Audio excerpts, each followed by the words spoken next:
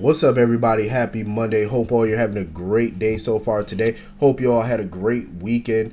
Um, Getting into this episode of GH, listen, Lucy is naive as hell on this one. And I like Lucy, but I'm like, she's in way over her head on this shit. She really thinks she got Victor right where she wants him. I'm like, no, he got you right where he wants you. And that's the funny thing. Victor never trusted her. That she thinks that she's in his trust. Like, oh, I'm this close. Like, she was sitting there gloating to Anna.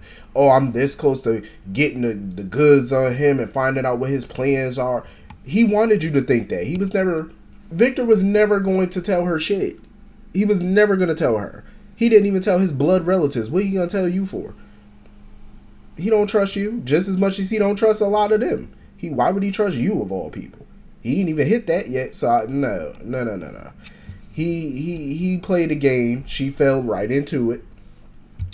And now you're in danger because Victor was sitting there listening in on the whole conversation because of that damn necklace he gave her. So he heard everything that she said to Anna, and now he knows that they're all working together. He was trying to put together who else was in on this. You know what I mean? Anna kept trying to tell Lucy, like, listen, I brought you into this operation. I got to take you out the operation. Like, she said I shouldn't even let it get this far. I mean, I do agree. Anna should have never brought Lucy in at all, to be quite honest. But then again, if she didn't, she would have probably never found out that the deputy mayor was in his pocket. So it was, but still, it was way too dangerous to put an amateur like Lucy in on this. Like, Lucy is not a spy. She's not a PI. She's none of those things. So it was way too risky. Lucy is being totally hard-headed at this point. Like, she's refusing to back out of this. She was like, oh, you can't control me. Okay. And Victor was sitting there listening to every damn thing. And now he trying to figure out how to retaliate. Because he gonna get her. He gonna get Lucy. He gonna find a way to retaliate against her ass. So Valentine came to see Victor or whatever. And he's pretty much at his wit's end with Victor. He's demanding to see Charlotte because he felt like he's done everything Victor wanted him to do. He's proven his loyalty. And Victor was like, yeah, you have. Victor is a sick bastard. Like, he really is. So he pretty much told Valentine, like, yeah, you gonna go on my private jet or whatever. I'm gonna arrange for you to see Charlotte, but you're gonna go by yourself because I don't want you trying to think that you're gonna bring a bunch of people so you could do some type of rescue mission. He was like, because that's not going down. So pretty much after Valentine left, he got on the phone and called somebody. Was like, yeah, we need to do that same thing that we did with the cable car. Pretty much. So the way that they took Luke out, even though I don't believe Luke is dead, they're gonna try that on Valentine. I was like, you know how sick you gotta be to try to kill your own child? Victor ain't shit. Like, this man is nuts. Like, I'm telling you, anybody who crosses him, he gonna X your ass out. Like, he's trying to take everybody out. He don't care at this point. Like, even his own kid. And we still don't even know if Valentine is really his son or not. They never did a DNA test. It was just Victor's word, I guess. Hopefully Valentine and them could flip the script on him because Victor getting too brazen at this point. Like, somebody need to take his old ass out because he getting beside himself. Like, he trying to take everybody out the game. Anybody who crosses him, he gonna cross you out. Victor is not playing at this point. So anyway, moving on from that. I'm glad. I was actually surprised that Peyton had a change of heart about Carly. I was shocked. Because Carly thought when Peyton asked her to stay for a second, Carly thought, oh, she was going to call her a loser and pathetic and all this, that, and the third, call her trash like she normally do. But Peyton said, no, it's the complete opposite. Peyton basically apologized to Carly because she felt like, looking back on it, Carly was a kid back then. You know what I mean? Like, she was a child. And she felt like she should have protected her daughter and she should have protected Carly from her husband.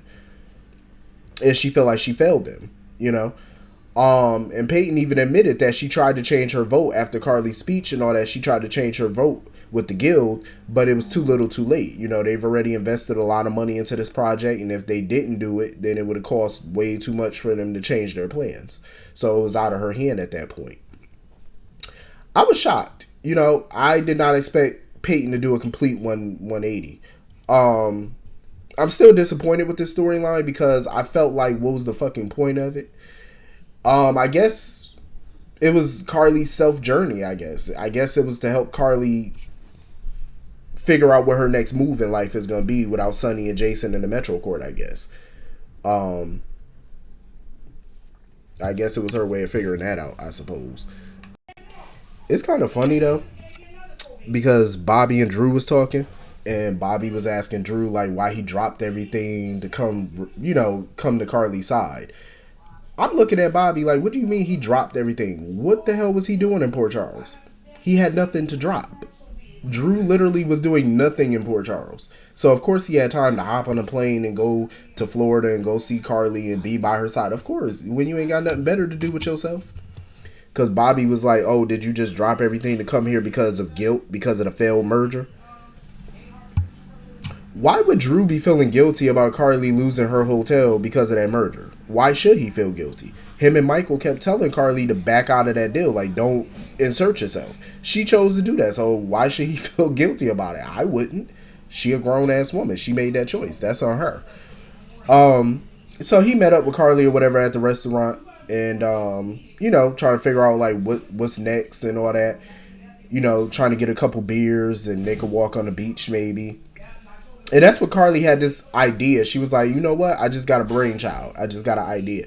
Because, Carly was feeling some type of way because she felt like she failed Virginia because Virginia was so good to her. And she felt like, she failed her and she never appreciated Virginia. I mean, there's other ways to, make up for that. Even when the person is no longer living. There's other ways to do it. So I wonder what ideas Carly is going to have up her sleeve now. So anyway, moving on from that. Mac and Felicia was talking with Scott, bringing him up to date about the possibility that he's Cody's father. Because they were wondering, did Scott know anything about it? Like, did Dominique ever mention a child or stuff? And Scott said, hell no. He was like, no, Dominique never said anything, and there was never any indication of it. And he knew Dominique would never leave behind a child. So I'm glad they putting all that into the script because it's Dominique's character. You know what I mean? Dominique would have never had a baby and not told anybody or left the child out of her will. She would have never did that because she always wanted a family. So I don't see her doing that. So I'm glad that they put that in the script. You know what I mean? Because it's true to her character. Even though I'm not a big fan of the rewrite, but it happens. But I'm just glad that they're trying to correct some of that. Because when she was in Shady Brook and stuff, they said, oh, she could have been drugged and not even knew. Which is possible. That part is possible. It's still a hot mess of a rewrite, but, I'll go with it for now. I definitely agree with Scott because Scott pretty much told Mac, he was like, listen, Cody is bad news. You know what I mean? He told Scott, Scott told Mac, I wouldn't pursue this if I was you. Like, that dude is bad news. Like, he's no good. But you know how Mac is. Mac has a heart of gold. And if this is his child, he's not going to reject him. You know what I mean? He's going to be there for him because he feels like everybody deserves a second chance. And maybe there's a way for Cody to turn his life around and be better. So Cody was talking with Britt and stuff about it because he telling her, oh, I didn't bring it up to you because I know how you feel about fathers and conversations about fathers. First of all, she just don't like having conversations about Faison. And I don't blame her. Why would Britt want to talk about Faison of all people? Why would she want to keep being reminded of that? It's bad enough they share the same DNA. So I don't blame her for not wanting to talk about that. But I definitely agree with Britt. I feel like Cody is afraid that Mac is going to reject him and stuff, and that's why he prolonged getting the DNA test. He's afraid of that rejection. But that goes to show that he needs to have a conversation with Mac because Mac is not like that. Because he talking about, oh, people expect me to be all giddy about Mac possibly being my dad. I mean, nobody's saying that he has to get giddy about it, but it's like, wouldn't you want to know? Because he's worried that, oh, like, would you want to know big news if it, uprooted your life and stuff and it made your life explode or implode or whatever? And Britt was like, yeah. She was like, shit, you have to know because you're always going to wonder if you don't, which is so true. So I'm glad after they talked, though, that Cody decided to go ahead and get that DNA test because you need to get it at the end of the day just to be on the safe side. I mean, go get it. So I'm glad he called Mac and he let Mac know, like, listen, I'm down for taking the test. And I'm glad that, it made Britt face some things too. And Britt was reminded that she got a box from Peter, with trinkets and stuff like that. And she was like, you know what? I need to face my past too. So she decided to take that box and go get rid of it. And Cody wanted to help her with it. I don't blame Britt. At the end of the day, let Peter and Faison go for good. You know what I mean? They're both dead. Rejoice and get rid of anything that you have from them, any mementos, whatever. Drop that shit in the water somewhere, burn it. You know what I mean? Get rid of that foolishness. I ain't gonna lie to you. I'm hoping the DNA test, when they do it, I hope it comes back negative.